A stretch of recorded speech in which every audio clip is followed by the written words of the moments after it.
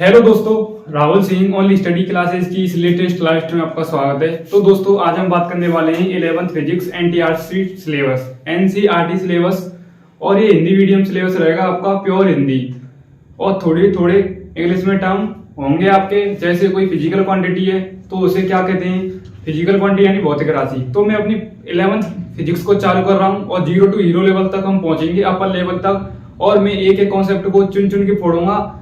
पूरा focus board की तरफ होना चाहिए, फुल कंसंट्रेट के साथ, फुल फोकस के साथ। 30 से 35 मिनट, कम से कम 1 घंटा मान लीजिए, बैठ जाइए एक ही प्लेस पर। तो मैं अपनी क्लास को बिना टाइम फिजूली खराब किए मैं अपनी क्लास को चालू करता हूं। तो सबसे पहले हम बात करेंगे 11th फिजिक्स में आपका फर्स्ट चैप्टर रहेगा यूनिट एंड डायमेंशन। क्या रहेगा? Unit and dimension.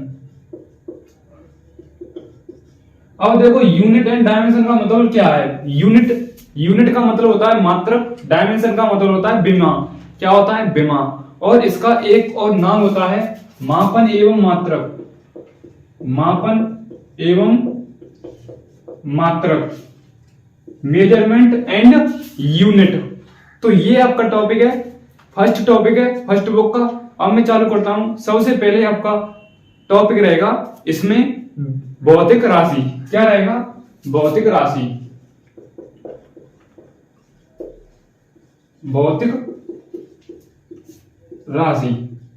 अब देखो, भौतिक राशि को इंग्लिश में कहते हैं फिजिकल क्वांटिटी। क्या कहते हैं? Physical quantity. इसका इंग्लिश में नेम है फिजिकल क्वांटिटी। ओके, यहां तक क्लियर। अब देखो, फिजिकल क्वांटिटी क्या होती है।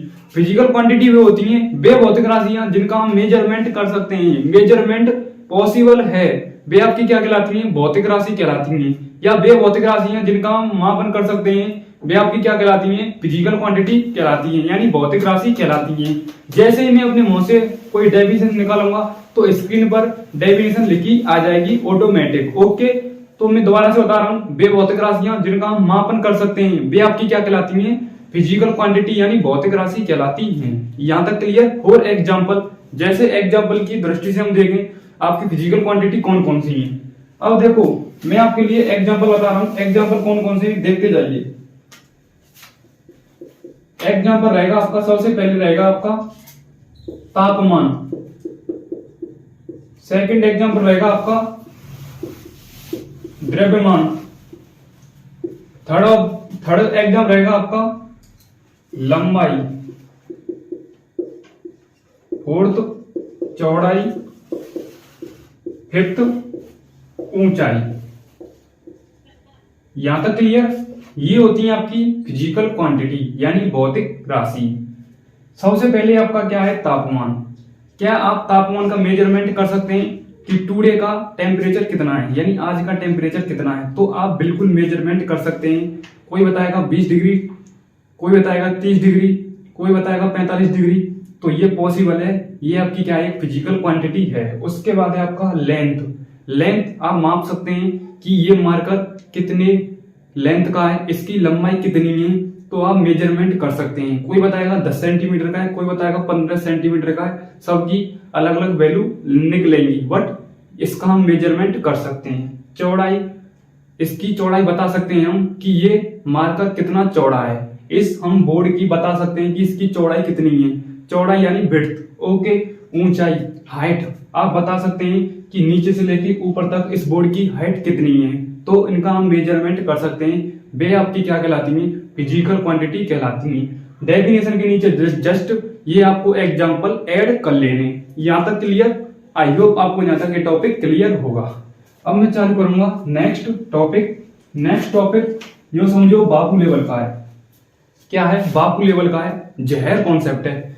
नोट पॉइंट डाल लो, नोट पॉइंट। बापू कॉन्सेप्ट, ये आपका क्या रहेगा? बापू कॉन्सेप्ट यानी जहर कॉन्सेप्ट। देखेगा हलवा लगेगा जलवा, देखते जाइए। सपोज आप कोई शॉप पर गए यानी दुकान पर गए, तो वहां से आप 5 किलो चीनी लेकर आए। मैंने एक न्यूमेरिकल वैल्यू बोली है 5 किलोग्राम। क्या बोली है? 5 किलोग्राम। अब देखो, ये 5 किलोग्राम क्या है, इसको हम समझते हैं। अक्सर स्टूडेंट नहीं समझ पाते हैं कि किलोग्राम क्या है और 5 इसमें क्या है। देखो, इसमें 5 है एक न्यूमेरिक वैल्यू। क्या है? Numeric value. तो मैंने इसको बता दिया न्यूमेरिक वैल्यू, यानी ये इसका क्या है? मैग्नीट्यूड है। क्या है? मैग्नीट्यूड है। ओके। और इसके पीछे लगा है केजी, जैसे राहुल सिंह, सोनू सिंह, सोनू फौजदार, तो उसके पीछे सिंह, किसी के पीछे सिंसनवार, किसी के पीछे जाट, किसी के पीछे गुज्जर, जो आपका लगा रहता है पीछे नाम सिंह, फौजदार। ऐसे ही इसी न्यूमेरिक वैल्यू के पीछे एक लगा है किलोग्राम। तो ये किलोग्राम क्या है? ये किलोग्राम है आपका यूनिट बोले तो मात्रक। क्या है? यूनिट बोले तो मात्रक। मैंने इसको रिप्रेजेंट कर दिया यू से। यदि मैं मैग्नीट्यूड को एन से रिप्रेजेंट कर दूं तो कोई गैस आपको नहीं बननी चाहिए। गैस आपको नहीं बननी चाहिए। यदि गैस बनेगी तो एक परिवार की चाय बन जाएगी। गैस नहीं बनानी है। एक एक कॉन्सेप्ट को समझा रहा हूं। यदि मैं एम को एन से रिप्रेजेंट कर दूं और यूनिट को यू से रिप्रेजेंट कर दूं तो यहां तक क्लियर। अब देखो, यदि मैं 5 किलोग्राम में मतलब 5 किलोग्राम को ग्राम में चेंज करूंगा तो देखते जाइए। आपने पढ़ा होगा 9th क्लास में कि 1 किलोग्राम में हमेशा 1000 ग्राम होते हैं। क्या होते हैं? 1000 ग्राम। और 1 मीटर में कितना होता है? 100 सेंटीमीटर। किसी ने ये तो नहीं पढ़ा होगा कि 1 किलोग्राम में 10,000 ग्राम होते हैं। इम्पॉसिबल। किसी ने ये तो बताया नहीं होगा कि 1 मीटर में 1000 सेंटीमीटर होते हैं। बिल्कुल नहीं। 100 सेंटीमीटर होते हैं 1 मीटर में और 1 किलोग्राम में 1000 ग्राम होते हैं। ये आपको पता होना चाहिए। अब देखो, मैं 5 किलोग्राम को ग्राम में चेंज करूंगा तो ये आ जाएगा यहाँ पर 5000 ग्राम। क्या आ जाएगा? 5000 ग्राम। अब देखो, आपने एक बात ऑब्जर्व की होगी कि यहाँ पर ये वैल्यू मैग्नीट्यूड छोटा है। जैसे ही मैंने इसको किलोग्राम से ग्राम में चेंज किया तो ये इसका मैग्नीट्यूड क्या हो गया? बड़ा हो गया, यानी बड़ी वैल्यू हो गई। तो ये इसका क्या है? दोबारा से मैग्नीट्यूड एन को यानी एन से रिप्रेजेंट कर दिया और इसके पीछे क्या लगा है? उसका मात्रक। मात्रक यहाँ पर बड़ा था और यहाँ पर छोटा हो गया है। जैसे सपोज ये आपका क्या? न्यूमेरिक वैल्यू, ये यहाँ पर छोटी थी, ये यहाँ पर बड़ी हो गई। ये यहाँ पर बड़ी थी यूनिट और यहाँ पर छोटी हो गई। यहाँ तक क्लियर? तो ये आपका क्या है? मैग्नीट्यूड। और ये आपका क्या है? उसका मात्रक यानी यू। यदि मैं इसको मैं n1 मान लूं और इसको मैं u1 मान लूं, बराबर में क्या है आपका? इसको मैं n2 मान लूं, इसको मैं u2 मान लूं, तो ये हो गया आपका NDA यानी यूपीएससी बाबू लेवल का कॉन्सेप्ट। n1 u1 बराबर में n2 u2। पूछ भी सकता है, डायरेक्ट क्वेश्चन आएगा। क्वेश्चन में 4 ऑप्शन आएंगे। 4 ऑप्शन में आपके अलग अलग ऑप्शन चूज करने पड़ेंगे आपको। उसमें से आपको करेक्ट चूज करना पड़ेगा। और उस क्वेश्चन में कैसे आएंगे मैं आपके लिए बता देता हूं। फर्स्ट ऑप्शन आ सकता है n1 n2 बराबर में u2 n1। ठीक है। उसके बाद दूसरा आ सकता है n1 u1 बराबर में n2 u2। इसके बाद तीसरा आ सकता है n1 n2 बराबर में u2 n2। उसके बाद तीसरा आ सकता है नन ऑफ दीज। अब आपको चूज करना है कि इसमें कौन सा करेक्ट आंसर है। यदि आपको वो कॉन्सेप्ट पता होगा तभी आप इसका करेक्ट आंसर लगा पाएंगे। तो इसमें से आपको करेक्ट आंसर चूज करना है। तो n1 u1 बराबर में n2 ये करेक्ट है और बाकी सभी क्या है? इनकरेक्ट हैं। ओके, ये आपको चूज करना है। और ये बापू लेवल का कॉन्सेप्ट है। क्या है? बापू लेवल का कॉन्सेप्ट, बापू कॉन्सेप्ट। ठीक है। जैसे मैंने आपके लिए एग्जांपल बताए थे तो एग्जांपल के नीचे ये आपको नोट पॉइंट सेट कर लेना है, यहां से लेके यहां तक। ठीक है, ये आपको सेट कर लेना है कॉपी में। अब मैं आगे चलता हूं। एक दूसरी फिजिकल क्वांटिटी कौन सी है उसके बारे में बताऊंगा। उससे पहले मैं आपको एक और कॉन्सेप्ट बताने वाला हूं। वो कॉन्सेप्ट क्या है? जैसे आपका आज रिजल्ट आ रहा है। सपोज आपको मतलब आपका एग्जाम 17 तारीख को है और अगली 17 तारीख को आपका रिजल्ट आ गया। तो आपको रिजल्ट में आप रिजल्ट में फेल हो गए या पास हो गए। यदि पास हो जाएंगे तो आपको खुशी होगी।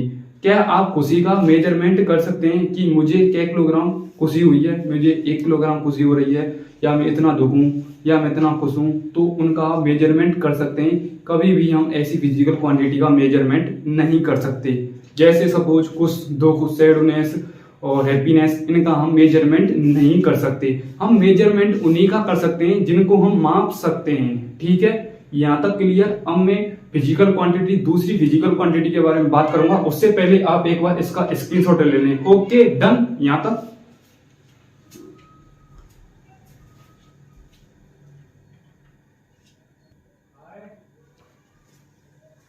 तो आपने यहाँ तक स्क्रीनशॉट ले लिया होगा, मुझे पूरी उम्मीद है। अब मैं नेक्स्ट टॉपिक की तरफ चलता हूँ, उससे पहले मैं इस बोर्ड को रफ करता हूँ। अब आपका अगला कॉन्सेप्ट क्या रहेगा? अगला कॉन्सेप्ट रहेगा आपका क्या, देखते जाइए, मूलभूत मात्रक। क्या रहेगा? मूलभूत मात्रक।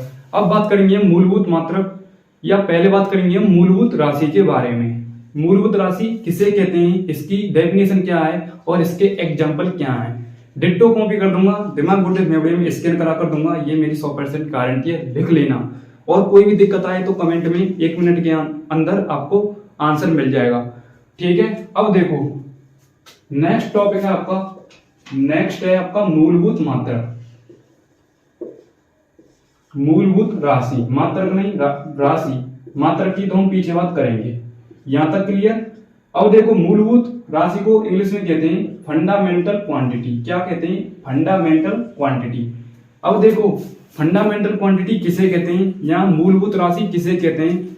देखो आपने अक्सर अपने दूसरे स्टूडेंट से सुना होगा या अपने किसी दूसरे भाई से या किसी दूसरे मित्र से सुना होगा, वो कहता होगा कि मेरा तो फंडा अलग ही है, मेरा क्रेज अलग ही चलता है। यानी फंडा यानी अलग ही क्रेज है, उसको किसी दूसरे से मतलब नहीं है।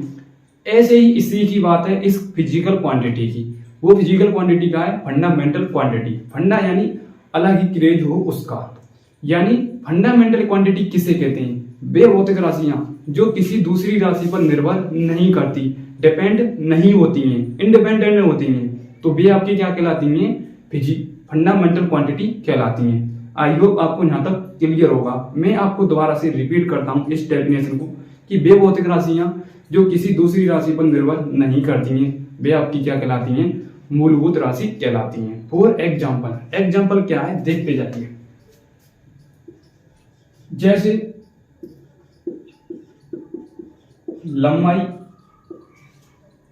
तापमान, द्रव्यमान,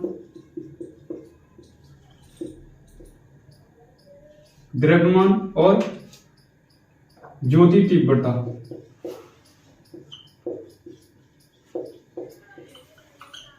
यहां तक क्लियर। ये होती है आपकी फिजिकल मतलब फंडामेंटल क्वांटिटी। क्या आप लंबाई को ऊंचाई से और चौड़ाई से मिलाकर बना सकते हैं? बिल्कुल नहीं बना सकते। क्या आप तापमान को द्रव्यमान और लंबाई से बना सकते हैं? बिल्कुल नहीं बना सकते, क्योंकि ये फिजिकल क्वांटिटी है। क्या आप ज्योति तीव्रता को तापमान और द्रव्यमान से मिलाकर बना सकते हैं? बिल्कुल नहीं बना सकते। ये अपने आप में क्या है? एक फिजिकल मतलब फंडामेंटल क्वांटिटी है। क्यों फंडामेंटल क्वांटिटी है?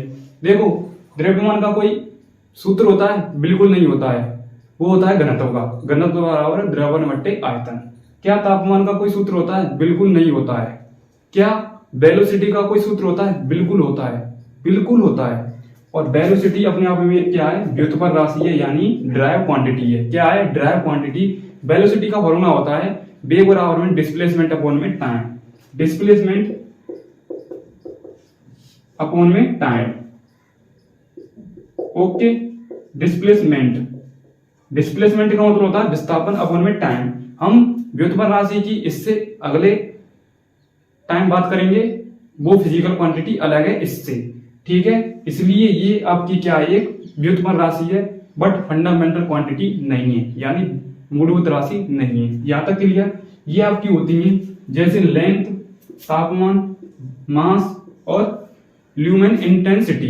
ल्यूमेन इंटेंसिटी ज्योति तीव्रता। यहां तक क्लियर। ये होती है आपकी क्या? मूलभूत राशि। यहां तक क्लियर। अब हम बात करेंगे मूलभूत मात्रक। किसकी बात करेंगे? मूलभूत मात्रक की।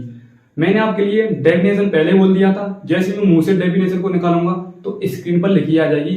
जैसे डेफिनेशन आ जाएगी उसके नीचे इन एग्जाम्पल को ऐड करते जाना। यहां तक क्लियर।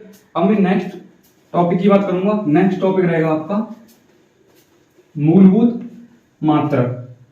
क्या रहेगा? मूलभूत मात्रक। थर्ड टॉपिक है आपका मूलभूत मात्रक, इंग्लिश में कहते हैं इसे फंडामेंटल यूनिट। क्या कहते हैं इसे? Fundamental unit. हमने फंडामेंटल क्वांटिटी के बारे में बात कर ली है, अब हम बात करेंगे फंडामेंटल मात्रक के बारे में, यानी मूलभूत मात्रक के बारे में। अब देखो मूलभूत मात्रक की डेफिनेशन क्या है, मूलभूत राशि मतलब मूलभूत मात्रक किसे कहते हैं, फंडामेंटल यूनिट क्या होती है। देखो वे राशि या वे मात्रक जो किसी दूसरे मात्रक पर नहीं निर्भर करते हैं, वे आपके क्या कहलाते हैं, मूलभूत मात्रक कहलाते हैं। मूलभूत मात्रक फिजिक्स के अंतर्गत 7 प्रकार के होते हैं और 7 प्रकार के मैं नाम लिखाने वाला हूं, देखते जाइए। सबसे पहले आपका मूलभूत मात्रक का नाम है, सबसे फर्स्ट है आपका क्या है, लंबाई। उसके बाद है सेकंड समय, क्या है, समय। उसके बाद थर्ड है आपका तापमान। उसके बाद फोर्थ है आपका विद्युत धारा। उसके बाद है आपका अगला क्या है आपका, सबसे पहले लंबाई हो गया, उसके बाद समय हो गया, उसके बाद तापमान हो गया, उसके बाद विद्युत धारा हो गया, उसके बाद है आपका द्रव्यमान। क्या है, द्रव्यमान। उसके बाद है आपका लास्ट ज्योति तीव्रता। क्या है, ज्योति तीव्रता। उसके बाद है आपका 7वें नंबर का पदार्थ की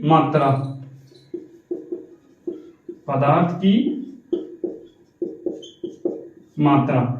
यहां तक क्लियर। तो ये होते हैं आपके 7 प्रकार के मूलभूत मात्रक। दोबारा से बता रहा हूं मैं आपके लिए, 7 प्रकार के मूलभूत मात्रक होते हैं फिजिक्स के अंतर्गत, देखते जाइए। सबसे पहले का नाम है आपका, सबसे फर्स्ट है आपका लंबाई, उसके बाद है सेकंड समय, उसके बाद है थर्ड तापमान, फोर्थ विद्युत धारा और फिफ्थ द्रव्यमान और सिक्स्थ ज्योति तीव्रता और 7वें नंबर का क्या है, पदार्थ की मात्रा। लंबाई को इंग्लिश में कहते हैं लेंथ, समय को टाइम, तापमान को टेम्परेचर और विद्युत धारा को इलेक्ट्रिक करंट और द्रव्यमान को मास और ज्योति तीव्रता को क्या कहते हैं, ल्यूमेन इंटेंसिटी और पदार्थ की मात्रा को सब्सटेंस और मैटर। ठीक है, यहां तक क्लियर। अब देखो आपने एक बात ऑब्जर्व की होगी कि यहां पर विद्युत धारा आ रहा है, कि विद्युत धारा का तो एक फॉर्मूला होता है, विद्युत धारा का आवेश बट्टे समय। क्या होता है, आवेश बट्टे समय।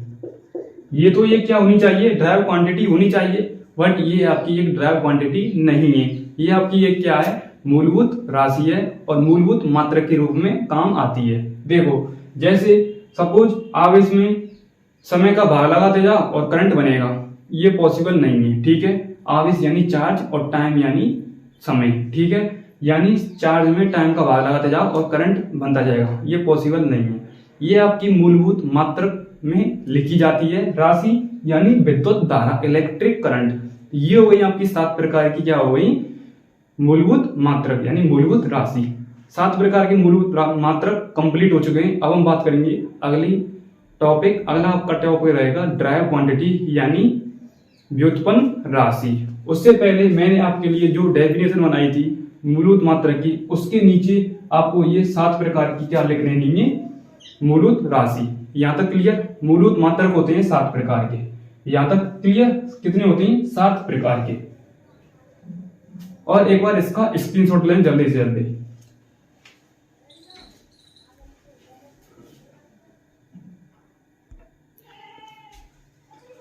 तो आपने स्क्रीनशॉट ले लिया होगा। अब मैं बात करूंगा व्युत्पन्न राशि यानी ड्राइव क्वांटिटी। ओके, अगला टॉपिक क्या रहेगा आपका, ड्राइव क्वांटिटी। ये रहेगा आपका 4th टॉपिक। क्या रहेगा, 4th नंबर का टॉपिक या 4th डेफिनेशन। ठीक है, हमने 3 डेफिनेशन कंप्लीट कर ली है, मूलभूत मात्रक, मूलभूत राशि और भौतिक राशि यानी फिजिकल क्वांटिटी, फंडामेंटल यूनिट और फंडामेंटल क्वांटिटी। अब बात करेंगे हम व्युत्पन्न राशि यानी ड्राइव क्वांटिटी। तो हेडिंग डाल लो व्युत्पन्न राशि। व्युत्पन्न राशि इंग्लिश में इसे क्या कहते हैं, ड्राइव क्वांटिटी। यहां तक क्लियर। अब देखो ड्राइव क्वांटिटी क्या होती है, इसकी डेफिनेशन क्या होती है, इसके एग्जांपल कौन कौन से हम बताएंगे, देखते जाइए। सबसे पहले हम डेफिनेशन की बात करते हैं, किसकी? व्युत्पन्न राशि की। देखो, व्युत्पन्न राशि वे होती हैं जो मूल राशियों की सहायता से व्युत्पन्न की जाती हैं। किसकी सहायता से? मूल मात्रकों की सहायता से। वे आपकी क्या कहलाती हैं? ड्राइव क्वांटिटी यानी व्युत्पन्न राशि कहलाती हैं।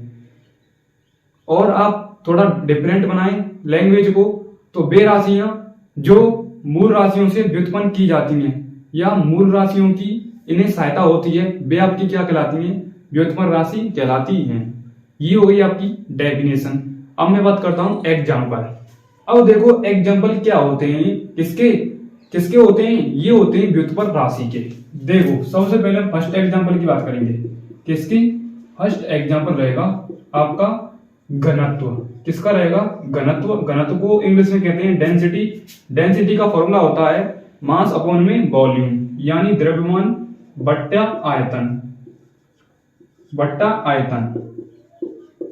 ये हो गया डेंसिटी का फॉर्मूला। अब देखो, आप एक बात ऑब्जर्व करना कि इसमें फिजिकल क्वांटिटी है और फिजिकल क्वांटिटी से मतलब इसमें फंडामेंटल यूनिट है और फंडामेंटल यूनिट से मिलकर एक ड्राइव क्वांटिटी का व्युत्पन्न कर रही है, यानी उत्पन्न कर रही है। अब देखो, यहाँ पर फंडामेंटल यूनिट कौन कौन सी है? देखो, सबसे पहले ये आपको दे रखा है फंडामेंटल यूनिट मास। मास एक क्या है? फंडामेंटल यूनिट है, एक फंडामेंटल यूनिट है और इसमें कोई भी फंडामेंटल यूनिट नहीं है। ओके, उसके बाद हम सेकंड एग्जांपल की बात करें। सेकंड एग्जांपल क्या है आपका? वेलोसिटी। वेलोसिटी का फॉर्मूला होता है, वेग का फॉर्मूला क्या होता है? वेग बराबर में विस्थापन बट्टे समय। क्या होता है? विस्थापन बट्टे समय। किसका होता है ये वेलोसिटी का क्या होता है? फॉर्मूला होता है। अब देखो, यहाँ पर फंडामेंटल यूनिट कौन सी है? फंडामेंटल यूनिट है आपकी क्या? टाइम। क्या है आपकी? टाइम क्या है? एक फंडामेंटल यूनिट है। ओके, थर्ड एग्जांपल की बात करें। थर्ड एग्जांपल आपका क्या है? दाब। क्या है? दाब। दाब का फॉर्मूला होता है दाब बराबर में बल बट्टे क्षेत्रफल। क्या होता है? बल बट्टे क्षेत्रफल। ये आपकी क्या है? एक ड्राइव क्वांटिटी है, इसमें कोई भी फंडामेंटल यूनिट नहीं दे रखी है। ओके, फोर्थ एग्जांपल की हम बात करें। फोर्थ एग्जांपल आपका क्या है? बल। बल का फॉर्मूला क्या होता है? बल बराबर में द्रव्यमान बट्टे आयतन। बल बराबर में द्रव्यमान इंटू त्वरण होता है, आयतन नहीं होता है, त्वरण होता है, यानी force equal mass into acceleration. ठीक है, F बराबर ma। क्या होता है? F बराबर ma। ये होता है फोर्स का फॉर्मूला। आप एक बात ऑब्जर्व करो, द्रव्यमान आपकी ये क्या है? फंडामेंटल यूनिट है। ठीक है, तो फंडामेंटल यूनिट का विकास किससे हो रहा है? व्युत्पन्न राशि से। और व्युत्पन्न राशि का विकास किससे हो रहा है? एक फंडामेंटल यूनिट से, यानी फंडामेंटल मात्रक से। तो ये होती है आपकी व्युत्पन्न राशि। अब हम बात करेंगे एक बेहतरीन टॉपिक के बारे में। बेहतरीन टॉपिक क्या रहेगा? एक बार इसका स्क्रीनशॉट लें, तब हम बताएंगे उस बेहतरीन टॉपिक का नाम। ओके,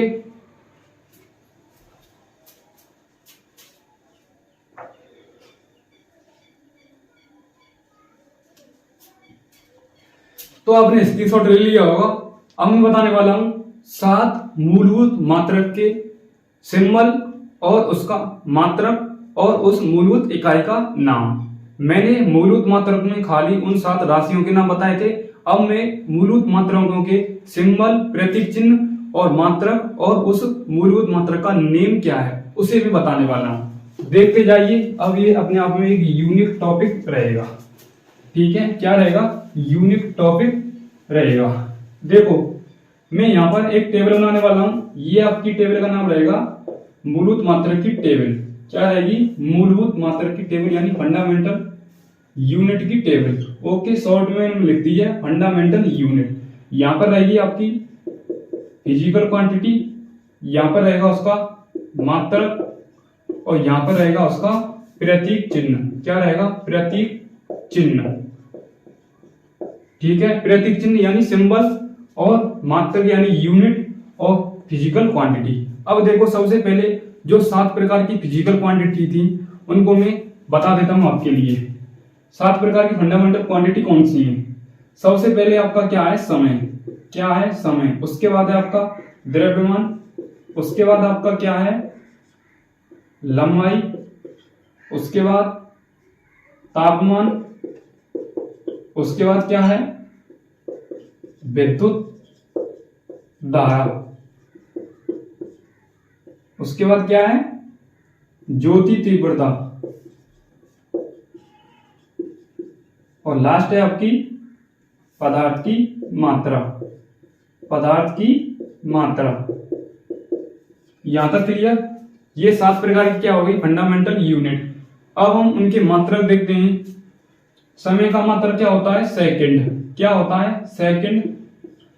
द्रव्यमान का क्या होता है किलोग्राम, क्या होता है किलोग्राम। यहां तक क्लियर। उसके बाद लंबाई, लंबाई का मात्रक क्या होता है मीटर, क्या होता है मीटर। तापमान का क्या होता है केल्विन, क्या होता है केल्विन। और विद्युत धारा का क्या होता है एम्पियर, क्या होता है एम्पियर। उसके बाद ज्योति तीव्रता का कैंडेला, कैंडेला, ओके। और पदार्थ की मात्रा मोल, क्या होता है मोल। यहां तक क्लियर। अब मैं बताने वाला हूं उनके प्रतीक चिन्ह। सेकंड का क्या होता है एस, कैपिटल एस। उसके बाद किलोग्राम का के जी, उसके बाद मीटर का कैपिटल एम, उसके बाद केल्विन का के, एम्पियर का ए, और कैंडेला का सीडी, और मोल MOL। कभी कभी इसको केल्विन को थीटा की फॉर्म में भी लिख दिया जाता है फिजिक्स के अंतर्गत, ठीक है। ये होती है आपकी 7 प्रकार की फिजिकल क्वांटिटी। एक बार दोबारा से मैं आपके नाम बता देता हूं फिजिकल क्वांटिटी के नाम, सिंबल और उनके मात्रक। सबसे पहले आता है समय, क्या आता है समय।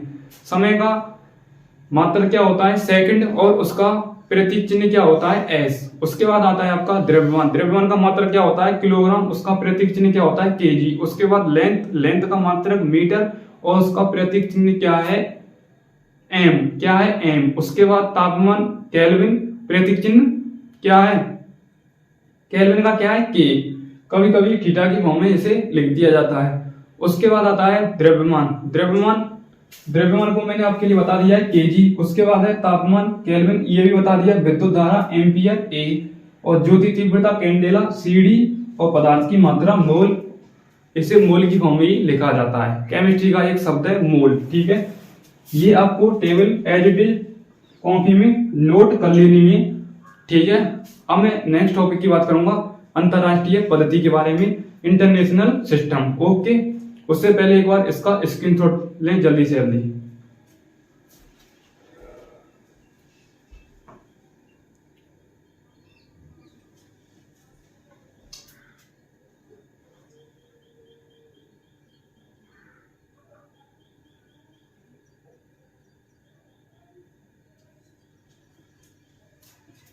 तो आपने स्क्रीनशॉट ले लिया होगा। अब मैं बात करने वाला हूं अंतरराष्ट्रीय पद्धति के बारे में, ठीक है। इंटरनेशनल सिस्टम या मात्रकों की पद्धति, ये भी टॉपिक का नाम है, ठीक है। या अंतरराष्ट्रीय पद्धति भी हम इसे कह सकते हैं, ठीक है। अब आपका 5th नंबर का टॉपिक क्या है, 5वें नंबर का टॉपिक है मात्रकों की पद्धति, मात्रकों की पद्धति। इंग्लिश में क्या कहते हैं इसे, unit of system, unit of system. अब देखो यहां से क्वेश्चन बनता है आपका, क्वेश्चन क्या बनता है, क्वेश्चन बनता है कि मात्रकों की पद्धति कितने प्रकार की होती है। तो वो होती है आपकी 4 प्रकार की। वैसे यूज में 3 प्रकार की ली जाती हैं, वैसे 4 प्रकार की होती हैं, ठीक है। एसआई समेत 4 प्रकार की होती हैं। यदि एसआई को हम काउंट नहीं करें तो 3 प्रकार की होती हैं। वो 4 प्रकार की कौन कौन सी हैं उनके मैं नाम बता देता हूं। सबसे पहले आपका आता है एमकेएस पद्धति, एमकेएस पद्धति। उसके बाद आता है आपका सीजीएस पद्धति। उसके बाद आता है आपका एमएफईएस पद्धति, एफईएस पद्धति। उसके बाद आता है एसआई पद्धति। ये होती है आपकी 4 प्रकार की यानी मात्रकों की पद्धति, यूनिट ऑफ सिस्टम। अब देखो इनका मतलब क्या है, एम का मतलब क्या है, सी का मतलब क्या है, एफ का मतलब क्या है और एस का मतलब क्या है। अब हम इनके मतलब के बारे में जानकारी लेते हैं। देखो एम का मतलब होता है यहां पर क्या होता है मीटर, यहां तक क्लियर। उसके बाद के का मतलब होता है किलोग्राम, क्या होता है किलोग्राम, किलोग्राम। एस का मतलब क्या होता है सेकंड, क्या होता है सेकंड। यहां तक क्लियर। सी का मतलब क्या होता है, सी यानी सेंटीमीटर, क्या होता है सेंटीमीटर। जी का मतलब क्या होता है ग्राम, क्या होता है ग्राम। उसके बाद एस का मतलब क्या होता है सेकंड। यहां तक क्लियर। एफ का मतलब होता है फुट, क्या होता है फुट। पी का मतलब क्या होता है पाउंड, क्या होता है पाउंड। उसके बाद एस का मतलब क्या होता है सेकंड। यहां तक क्लियर। उसके बाद एस आई को हम ऐसे ही लिख देते हैं, या आप इसकी फुल फॉर्म सुनना चाहें तो इसकी फुल फॉर्म होती है सिस्टम ऑफ इंटरनेशनल।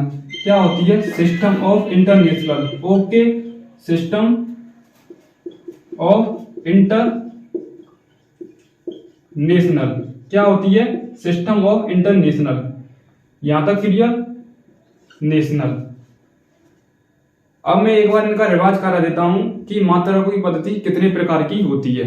मात्रकों की पद्धति होती है सामान्य रूप से 4 प्रकार की। सबसे पहले आपकी आती है एमकेएस, सीजीएस, दूसरी आती है सीजीएस और फर्स्ट आती है एमकेएस। ठीक है, उसके बाद आती है एफपीएस, उसके बाद लास्ट में आपकी आती है एसआई पद्धति। यहां तक क्लियर। अब देखो एस का मतलब क्या होता है और पी का मतलब क्या होता है, सी का मतलब क्या होता है, बचपन की याद ताजे कर लो। A for apple, B for boy, C for cat, जो आप बोलते थे बचपन में, और यहाँ पर बचपन की याद ताजे कर लो। देखो सबसे पहले M for metre, K for kilogram, S for second, C for centimetre, G for gram, S for second, P for foot, F for foot, P for pound और एस फॉर सेकंड। एस यानी S है मतलब system of international. यहां तक clear.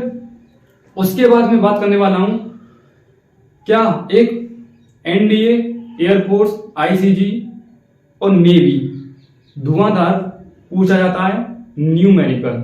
वो कौन सा numerical पूछा जाता है, और करेक्ट द मतलब ब्लैंक स्पेस में पूछा जाएगा वो, और एमसीक्यू क्वेश्चन रहेगा। वो क्या रहेगा, आपने एक बात ऑब्जर्व की होगी, जो आपकी ये चारों पद्धति हैं उनमें ऐसी कौन सी फिजिकल क्वांटिटी है जिसका मात्रक सेम होता है, कौन सी फिजिकल क्वांटिटी है, तो वो होता है ओनली किसका टाइम का। टाइम यानी सेकंड ये कभी भी अपने रूप को चेंज नहीं करती है, ये कभी भी अपने रूप को चेंज नहीं करती है फिजिकल क्वांटिटी टाइम यानी सेकंड। टाइम का मात्रक क्या होता है सेकंड। ओके, ये है आपका एयरफोर्स का सवाल। यहां तक क्लियर। अब मैं बात करूंगा अगले टॉपिक की। अगला टॉपिक तभी कराऊंगा जब इसका आप एक बार स्क्रीनशॉट लेंगे। अगला टॉपिक रहेगा आपका सप्लीमेंट्री एंगल यानी पूरक कोण। ओके, ये पूरी 1 से 1.5 घंटे की क्लास रहेगी, मैं आपके लिए बता रहा हूं। महावीरतन क्लास न्यू समझो, ठीक है। अब मैं आगे कराऊंगा सप्लीमेंट्री एंगल, ठीक है। उससे पहले एक बार स्क्रीनशॉट लें जल्दी से जल्दी।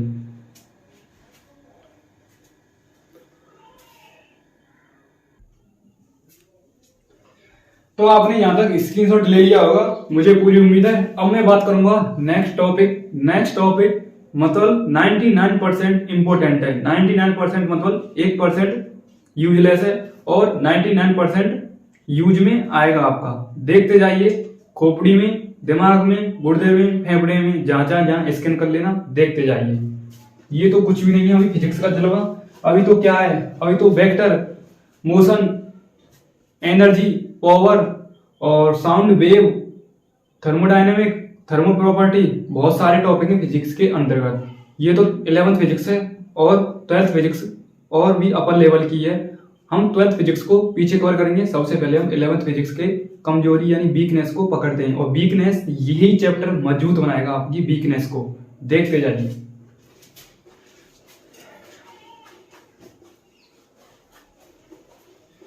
अब देखो, सबसे पहले मैं बात करूंगा किसकी, मोस्ट इंपोर्टेंट बापू लेवल कॉन्सेप्ट। ये बापू कॉन्सेप्ट डाल लेना हेडिंग, ओनली बापू कॉन्सेप्ट। ओके, अब देखो बापू कॉन्सेप्ट क्या है। आपने अक्सर पता होगा कि विमा हम निकालते हैं, तो विमा निकालने के लिए हमें 3 फिजिकल क्वांटिटी की आवश्यकता होती है। विमा निकालना सिखाऊंगा मैं आपके लिए बाई का था 0 to 0 लेवल से। अब देखो, सबसे पहले मैं आपके लिए बताता हूं विमा कौन कौन सी फिजिकल क्वांटिटी से निकाली जाती है। वो तो मैं आपके लिए मतलब इंट्रोडक्शन दे रहा हूं। विमा टॉपिक एक अलग ही रहेगा टॉपिक। देखो, विमा निकाली जाती है आपकी किस किस से, एम, एल और टी से। किस किस से, एम, एल, टी। और दूसरी राशि भी इसमें भाग ले लेती है, जैसे केल्विन, एनर्जी, एनर्जी का जैसे कार्य के इक्वल विमीय सूत्र है और मात्रक भी है, ठीक है, दोनों में संबंध है। ओके, अब देखो m का मतलब क्या होता है मास, l का मतलब क्या होता है लेंथ, t का मतलब क्या होता है टाइम। हिंदी में बात करें द्रव्यमान, लंबाई और समय। यहां तक क्लियर। अब दोबारा से एक बार रिपीट करते हैं फिजिकल, जो मैंने मात्रकों की पद्धति में राशि कराई थी। सबसे पहले मैंने नाम लिया था, किसका नाम लिया था, CGS का। उसके बाद मैंने नाम लिया था LPS का। उसके बाद मैंने लिया था किसका, CGS, FES और MKS। अब देखो यदि मैं इनको नाम दूं अलग अलग, देखो ये आपका क्या है, क्षैतिज, क्षैतिज खाना, ये भी आपका क्षैतिज खाना है। यहां तक क्लियर। अब थोड़ी मैथ चलेगी यहां पर। ये आपका क्या, ऊर्ध्वाधर यानी परपेंडिकुलर, परपेंडिकुलर, और ये भी आपका क्या है, परपेंडिकुलर। ये मैंने दो खाने इसलिए बनाए क्योंकि आपको यहां तक समझ में आ जाए। यहां तक क्लियर। अब देखो इसको मैं नाम दे देता हूं किसका खाना, मास का खाना, यानी किसका, द्रव्यमान, वो वाला मास नहीं, द्रव्यमान, ठीक है, m। और ये आपका क्या हो गया, लेंथ का खाना यानी लंबाई। और ये किसका खाना हो गया, ये हो गया टाइम यानी t, MLT। ये तो हो गया कंफ्यूजन में। अब मैं इसको सेट कैसे करूंगा, देखते जाइए। ये ऐसे आपको सेट नहीं करना है। ये सेट कैसे करना है, ये सेट करना है, ये है आपका किसका खाना, लेंथ का, ये है मास यानी m का, और ये है टाइम यानी t का। अब यहां से आगे सेट हो पाएगा आपका दिमाग में कॉन्सेप्ट। अब देखो यहां से 10 क्वेश्चन आप बना सकते हैं। वो कैसे, जैसे कोई गैर चलता हुआ बंदा या आपका कोई सखा, बंधु, मित्र, फ्रेंड, दोस्त, जो कोई भी होगा, उसको यदि फिजिक्स डीप लेवल से पता होगी तो आपकी लंका लगा सकता है। कैसे, देखते जाइए। सबसे पहले आपको वो पूछेगा कि मात्रकों की पद्धति कितने प्रकार की होती है। सिंपल सी बात है, 4 प्रकार की, और जो एक यूजलेस होती है ऐसा ही, मतलब वो भी यूज में आती है, ठीक है। अब देखो यहां से आगे आपसे पूछ सकता है कि FPS में द्रव्यमान का मात्रक क्या होता है। आपकी वहीं पर लंका लग जाएगी और आपका रायता भी फैलेगा वहां पर। देखो यदि लंका नहीं लगवानी है तो देखते जाइए।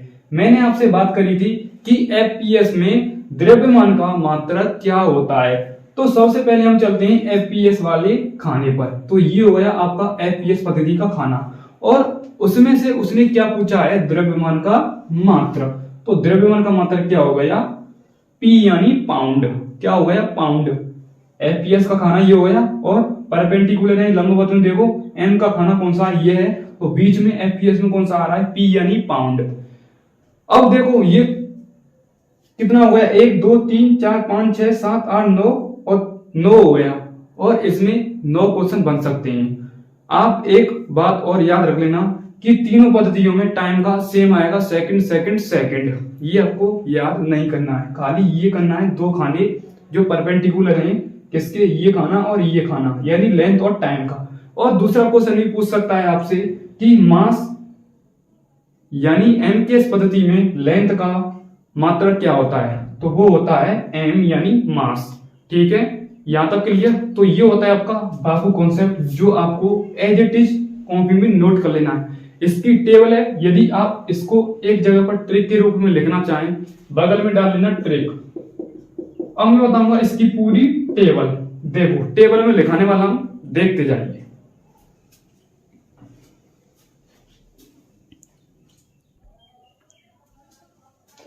तो देखो मैंने आपके लिए टेबल बना दी है, जो मैंने ट्रिक कराई थी, ये ट्रिक उसी की हेल्प से। देखो सबसे पहले मास का CGS में, मास यानी CGS ग्राम, मास का CGS में ग्राम, FES में पाउंड और MKS में किलोग्राम। लेंथ सेंटीमीटर CGS में, FES में फुट, MKS में मीटर। टाइम CGS में सेकंड, FES में सेकंड, MKS में सेकंड। टेम्परेचर CGS में केल्विन, FES में नहीं होता है, और MKS में केल्विन होता है। यहां तक क्लियर। अब आपसे एक और क्वेश्चन पूछ सकता है एग्जामिनर कि एफपीएस पद्धति में टेम्परेचर का मात्रक होता है कि नहीं होता है, तो आपको नन ऑफ दीज के ऑप्शन पर क्लिक करके आना है। ठीक है, उसके बाद है आपका इलेक्ट्रिक करंट का सीजीएस में नहीं होता है, एफपीएस में नहीं होता है, ओनली एमकेएस में होता है। क्या होता है? एम्पियर। ओके, उसके बाद है आपका ल्यूमेन इंटेंसिटी यानी ज्योति तीव्रता, सीजीएस में नहीं होता है, एफपीएस में नहीं होता है, एमकेएस में भी नहीं होता है। अमाउंट ऑफ सब्सटेंस यानी पदार्थ की मात्रा, सीजीएस में नहीं होता है इसका मतलब, ना ही एफईएस में होता है और ना ही एमकेएस में होता है। अब आती है बात एसआई में। तो एसआई में तो आपको पता ही होगा, मास का, किलोग्राम, लेंथ का, मीटर, टाइम का, सेकंड, टेम्परेचर का, केल्विन, इलेक्ट्रिक करंट का, एम्पियर, ल्यूमेन इंटेंसिटी क्या, कैंडेला, और अमाउंट ऑफ सब्सटेंस क्या, मोल। ये होता है आपका टॉपिक फिनिश। अब हम बात करेंगे सप्लीमेंट्री ऑफ एंगल यानी पूरक कोण के बारे में। उससे पहले एक बार इसका स्क्रीनशॉट लें जरूर और कॉपी में नोट करें। ठीक है, यहां तक क्लियर?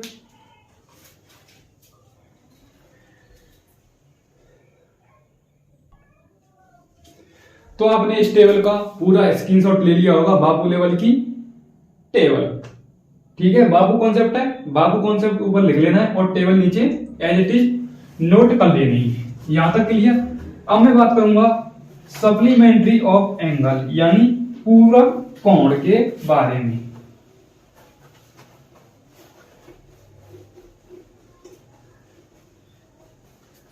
देखते जाइए पूरक कोण क्या होता है, पूरक कोण का मात्रक क्या होता है और पूरक कोण कितने प्रकार के होते हैं, उनकी हम बात करेंगे डिटेल पूर्वक। ओनली 5 से 10 मिनट का ये कॉन्सेप्ट है, देखते जाइए। तो हेडिंग डाल लो, 7वें नंबर का आपका टॉपिक है पूरक कोण। पूरक कोण इंग्लिश में कहते हैं सप्लीमेंट्री एंगल। ठीक है, यहां तक क्लियर? अब देखो, पूरक कोण आपके 2 प्रकार के होते हैं। कौन कौन से वे 2 प्रकार के होते हैं उनके हम नाम बताते हैं। एक होता है रेडियन और एक होता है स्टेरेडियन। रेडियन का मात्रक क्या है, स्टेरेडियन का क्या है? रेडियन का समतल कोण होता है, स्टेरेडियन का होता है घन कोण। ठीक है, तो पूरक कोण 2 प्रकार के होते हैं, 2 प्रकार के होते हैं पूरक कोण। यहां तक क्लियर? पूरक कोण 2 प्रकार के हो गए, लोचा हो गया। 1 मिनट। पूरक कोण कितने प्रकार के होते हैं? 2 प्रकार के होते हैं। ओके, सबसे पहले का नाम क्या है? फर्स्ट का नाम है रेडियन और स्टेरेडियन सेकंड का नाम है। सबसे फर्स्ट आपका क्या है? रेडियन। सेकंड का नाम क्या है? स्टेरेडियन। स्टेरेडियन। ठीक है, यहां तक क्लियर? अब देखो, सबसे पहले हम बात करेंगे रेडियन के मात्रक की बात। रेडियन का मात्रक क्या होता है? समतल कोण। समतल कोण। समतल कोण को इंग्लिश में क्या कहते हैं? Plane angle. Plane angle. और स्टेरेडियन में क्या होता है? ठोस कोण। ठोस कोण भी बोल सकते हैं हम इसे, ठोस कोण। ठीक है, इसका अंग्रेजी में मीनिंग क्या है? Solid angle. Solid angle, solid body. ठीक है, यहां तक क्लियर? ये होता है आपका टॉपिक और हम स्टडी करेंगे। देखो, रेडियन समतल कोण, स्टेरेडियन घन कोण। ठीक है, अब देखते हैं रेडियन और स्टेरेडियन के बारे में। सबसे पहले आपका टॉपिक आएगा रेडियन के बारे में पढ़ेंगे। रेडियन के बारे में पढ़ने के लिए हमें यहां पर कवर करना होगा ये रेडियन टॉपिक आपका अलग है और स्टेरेडियन आपका अलग है। ठीक है, वैसे दोनों भाई भाई में। अब देखो, रेडियन यानी समतल कोण, प्लेन एंगल, मात्रक हो गया। अब बात करते हैं इसके डायग्राम की। डायग्राम इसका क्या होता है? ये होता है इसका डायग्राम इस प्रकार से। ये होता है इसका डायग्राम। यहां तक क्लियर? ये इसका क्या होता है? डायामीटर। ये इसका रेडियस होता है, ये भी रेडियस, ये भी रेडियस और ये इसका क्या होता है, डायामीटर। ठीक है, डायामीटर यानी व्यास, त्रिज्या त्रिज्या। यहां तक क्लियर। मैंने इसको नाम दे दिया ओरिजिन मूल बिंदु ए, इसको नाम दे दिया मैंने बी, ए और बी। यहां तक क्लियर। अब देखो रेडियन का एक फॉर्मूला भी होता है, जैसे मैंने इसको नाम दे दिया एंगल थीटा कोण। क्या दे दिया, थीटा कोण। कोण का एक फॉर्मूला होता है, कोण बराबर में चाप बट्टे त्रिज्या, एंगल बराबर में आर्क अपॉन में रेडियस। क्या होता है, आर्क अपॉन में रेडियस। किसका होता है, ये होता है एंगल का फॉर्मूला, आर्क अपॉन में रेडियस यानी कोण बराबर में चाप बट्टे त्रिज्या। कोण क्या होता है, थीटा, तो मैंने थीटा लिख लिया। आर्क क्या है, चाप, चाप चाप यानी चाप, तो चाप आप आर्क लिख लीजिए, ए लिख लीजिए। क्या, ए। चाप को क्या कहते हैं, आर्क यानी ए, रेडियस यानी आर। ठीक है, ये हो गया ए बराबर में थीटा इंटू आर, ये हो गया इसका कॉन्सेप्ट। ठीक है, आप सीधे सीधे कोण बराबर में चाप बट्टे त्रिज्या भी याद रख सकते हैं। अब देखो मैं आर्क का मान 1 रख दूं और रेडियस का मान 1 रख दूं, दोनों कट के कैंसिल हो जाएंगे, तो कोण का मान क्या हो जाएगा, 1 हो जाएगा। ठीक है, ये होता है फुली कॉन्सेप्ट। अब मैं बताऊंगा स्टेरेडियन के बारे में। स्टेरेडियन के बारे में मैं तब बता पाऊंगा जब आपको इसका स्क्रीनशॉट लेना होगा। ठीक है, जल्दी से जल्दी स्क्रीनशॉट लें, तब बात करेंगे हम स्टेरेडियन के बारे में। ठीक है, यहां तक क्लियर। उससे पहले मैं आपके लिए रेडियन का एक न्यूमेरिकल बता देता हूं कि रेडियन एंगल पर कैसे न्यूमेरिकल आते हैं। देखो सबसे पहले आपको क्वेश्चन क्या आएगा, क्वेश्चन आ सकता है कोण बराबर चाप बट्टे त्रिज्या। किसी वृत्त की या किसी वृत्त का चाप दे रखा है, चाप कितना दे रखा है, 9 सेंटीमीटर। ठीक है, 9 सेंटीमीटर चाप दे रखा है और उसकी त्रिज्या कितनी दे रखी है, 3 सेंटीमीटर। कितनी दे रखी है, 3 सेंटीमीटर। और आपसे पूछ सकता है तो उसका कोण ज्ञात कीजिए, तो कोण निकल रहा है। क्या निकल रहा है, कोण निकल रहा है। आर्क दे रखी है, रेडियस दे रखी है, एंगल पूछ रहा है, तो कोण का फॉर्मूला क्या होता है, एंगल का फॉर्मूला क्या होता है, कोण बराबर में चाप बट्टे त्रिज्या। चाप की वैल्यू कितनी है, 9 सेंटीमीटर और त्रिज्या की वैल्यू कितनी है, 3 सेंटीमीटर। सेंटीमीटर से सेंटीमीटर कैंसिल, उसके बाद 9 नाम किया 9, तो 3 इसका करेक्ट आंसर आ जाएगा।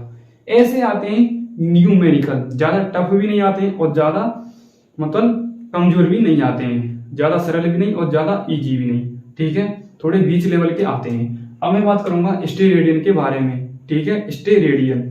उससे पहले एक बार इस न्यूमेरिकल का आप स्क्रीनशॉट लें जल्दी से जल्दी। तो आपने स्क्रीनशॉट ले लिया होगा। अब मैं बात करूंगा किसकी, स्टेरेडियन के बारे में। स्टेरेडियन, स्टेरेडियन ये है आपका इम्पोर्टेंट। क्या है, इम्पोर्टेंट। यहां तक क्लियर। स्टेरेडियन का क्या होता है, मात्र क्या होता है, ठोस कोण यानी सोलिड एंगल। तो इसका डायग्राम यदि मैं बनाऊं तो इसका डायग्राम होता है कुल्फी। कुल्फी आपने खाई होगी, आपने ऐसी कुल्फी होती है, कुछ बर्थडे आकार की कुल्फी होती है इसकी। ये है कुल्फी, बर्थडे की कुल्फी। कुल्फी तो आपने देखी होगी, इस प्रकार से होती है कुल्फी। अब देखो इस कुल्फी में हमको क्या समझना है, ये कुल्फी का जो ऊपरी आकार है ये होता है इसका अभिलंब पृष्ठ क्षेत्रफल। क्या होता है, अभिलंब पृष्ठ क्षेत्रफल। मैंने इसको नाम दे दिया अभिलंब पृष्ठ क्षेत्रफल। यहां तक क्लियर। और यहां से लेके यहां तक ये इसकी क्या हो गई, रेडियस, बोले तो त्रिज्या। यहां तक क्लियर। ये इसकी क्या होती है, रेडियस, बोले तो त्रिज्या। मैंने इसको नाम दे दिया बिंदु ए, मैंने इसको नाम दे दिया बी और मैंने इसको नाम दे दिया सी। ये होता है आपका स्टेरेडियन, अभिलंब पृष्ठ क्षेत्रफल। यहां तक क्लियर।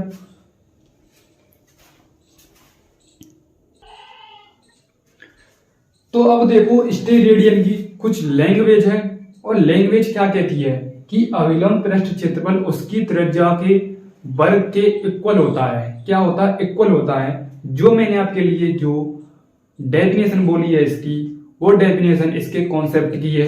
तो देखो, जो इसका अभिलंब पृष्ठ क्षेत्रफल है वैसे स्टेरेडियन को ओमेगा से व्यक्त करते हैं। किससे ओमेगा से व्यक्त करते हैं?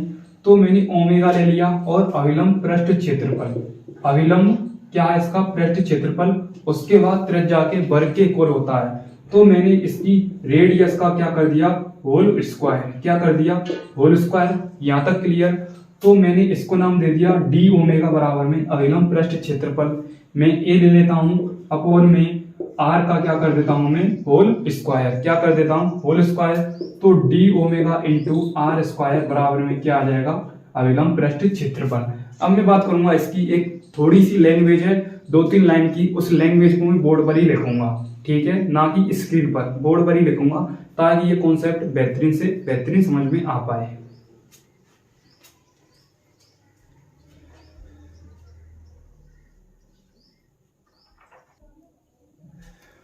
तो ये होती है इसकी मामूली सी डेफिनेशन कॉन्सेप्ट की थ्योरी। कॉन्सेप्ट की थ्योरी क्या कहती है? एक स्टेरेडियन वह घनकोण है जो गोले के पृष्ठ का एक भाग जिसका क्षेत्रफल गोले की त्रिज्या के क्या होता है, बराबर होता है। ठीक है, एक स्टेरेडियन वह घनकोण है जो गोले की पृष्ठ का एक भाग जिसका क्षेत्रफल गोले की त्रिज्या के वर्ग के बराबर हो, त्रिज्या के वर्ग के इक्वल हो, क्या हो, बराबर हो। ये है इसकी थ्योरी कॉन्सेप्ट की। अब इस थ्योरी को कैसे ऐड किया जाए देखते जाइए। सबसे पहले अब देखो, मैं इसको यहां पर लिख लेता हूं डी ओमेगा बराबर में ए अपॉन में आर स्क्वायर। ये किसका हो गया, स्टेरेडियन का कॉन्सेप्ट। अब देखो इसमें थोड़ा मैं मेकअप करूंगा और मेकअप क्या है वो देखते जाइए। सबसे पहले मैं मेकअप क्या करूंगा, यदि मैं डी ओमेगा बराबर में इसे डी ए लिख देता हूं अपॉन में आर स्क्वायर लिख देता हूं, तो यहां से आगे देखिए। सबसे पहले यदि मैं डी ए का मान 1 रख दूं, डी ए का मान में 1 रख दूं, तो क्या हो जाएगा, डी डब्ल्यू बराबर में आर स्क्वायर हो सकता है, बिल्कुल हो सकता है। क्या हो सकता है, आर स्क्वायर हो सकता है।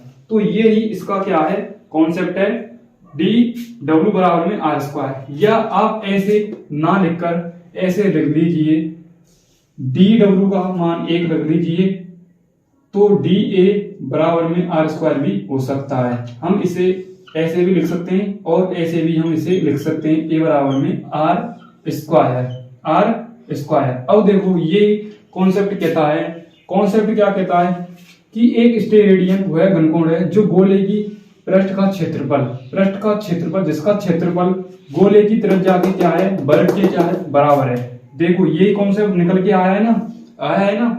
तो मैं यही कहना चाहता था कि जो गोले का पृष्ठ क्षेत्रफल है उसकी त्रिज्या के वर्ग के क्या होता है, इक्वल होता है। यहां तक क्लियर? क्या होता है, इक्वल होता है, जिसे हम स्टेरेडियन के नाम से जानते हैं। अब देखो मैं एक बार इसका रिवीजन करा देता हूं। सबसे पहले पूरा कोण कितने प्रकार के होते हैं, 2 प्रकार के होते हैं। सबसे पहले आपका क्या है, रेडियन, और सेकंड क्या है, स्टेरेडियन। रेडियन का मतलब क्या होता है, समतल कोण यानी प्लेन एंगल। स्टेरेडियन का क्या होता है, ठोस कोण यानी सॉलिड एंगल। ठीक है, उसके बाद मैंने इसकी डेफिनेशन बताई थी। कोण का फॉर्मूला क्या होता है, 4/3 त्रिज्या रेडियन में, और मैंने स्टेरेडियन का कॉन्सेप्ट ये कराया था।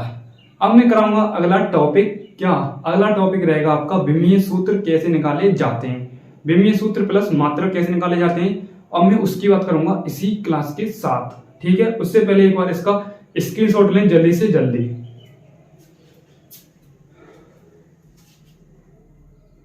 और भिन्न कराऊं तो देखो आपने यहां तक स्क्रीनशॉट ले लिया होगा किसका, सप्लीमेंट्री एंगल रेडियन और स्टेरेडियन का। अब मैं बात करूंगा कुछ वैल्यू, जैसे pico, nano, micro, milli, centi, deci, deca, hecto, kilo, mega, giga, tera, PETA.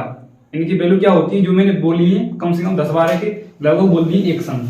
अब देखो यहां से आगे मैं इन्हीं वैल्यू की बारे में बात करूंगा जो मैंने उससे पहले शब्द बोला था, विमीय सूत्र कैसे निकालते हैं, मात्रक कैसे निकालते हैं।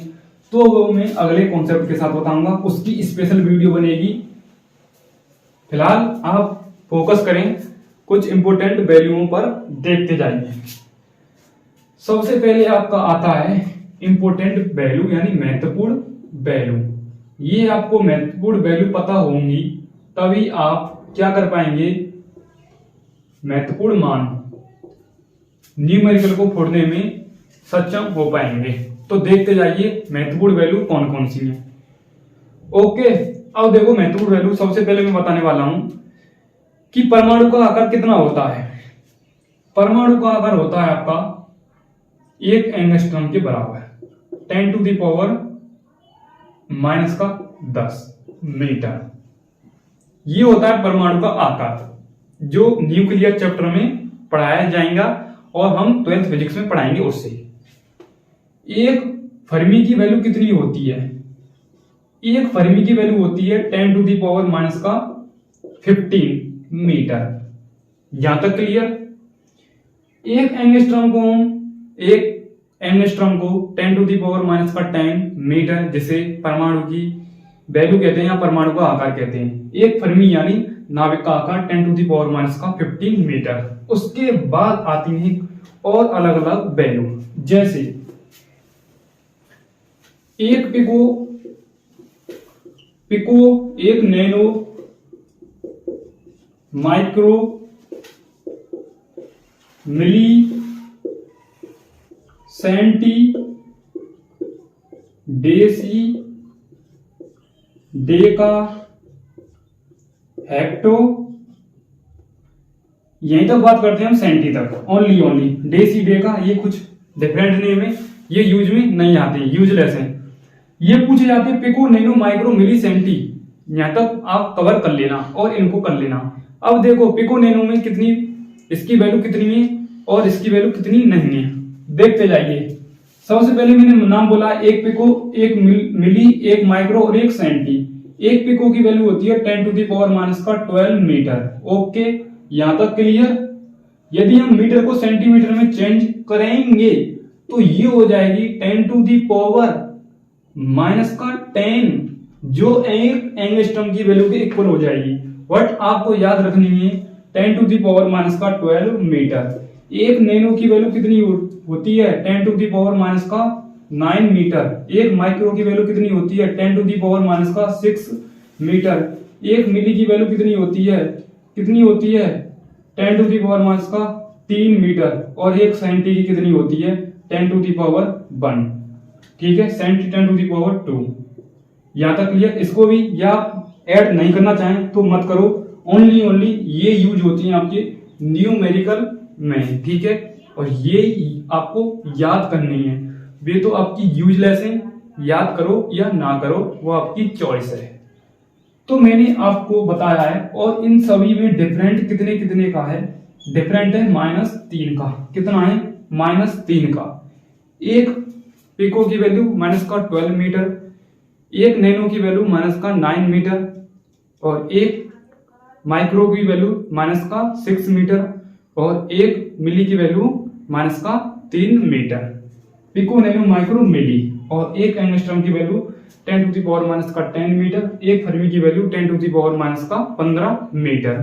ठीक है, ये तो हो गए आपके लंबाई के मात्रक। क्या हो गए, हेडिंग में डाल लेना, लंबाई के मात्रक। लंबाई के मात्रक। अब मैं बात करूंगा समय के मात्रक अलग है, लंबाई के मात्रक अलग है। देखते जाइए।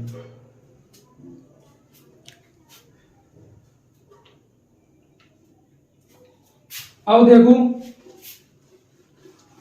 अलग अलग मात्रक। सबसे पहले हम बात करेंगे समय के मात्रक की। किसकी बात करेंगे हम, समय के मात्रक की। तो हेडिंग डाल लो, समय के मात्रक की। समय के मात्रक कौन कौन से हैं उनकी हम बात करेंगे। तो देखो समय के मात्रक हैं आपके, जैसे 1 मिनट में कितना सेकंड होता है, ये होती है 60 सेकंड। यहां तक क्लियर। 1 मिनट में 60 सेकंड या 60 सेकंड में 1 मिनट। ठीक है, एक दिन में कितने हॉवर होते हैं, ये होते हैं 24 घंटे। कितने होते हैं, 24 घंटे। ठीक है, यहां तक क्लियर। और 60 मिनट में 60 × 60 3600 सेकंड। 60 मिनट में 3600 सेकंड। यहां तक क्लियर। ओके, उसके बाद आप बढ़ाते जाइए और ये वैल्यू बढ़ भी सकती है। यहां तक क्लियर। और एक वर्ष में 365 दिन होते हैं। एक वर्ष में क्या होते हैं? 365 दिन। उसके बाद हम इसको कन्वर्ट करें तो इसकी वैल्यू आती है कम से कम 3.8 10 to the power 7। 3.8 into 10 to the power 7 second. ये मैंने सेकंड में कन्वर्ट कर दी है वैल्यू। यहां तक क्लियर? ये होते हैं आपके समय के मात्रक। अब मैं बात करूंगा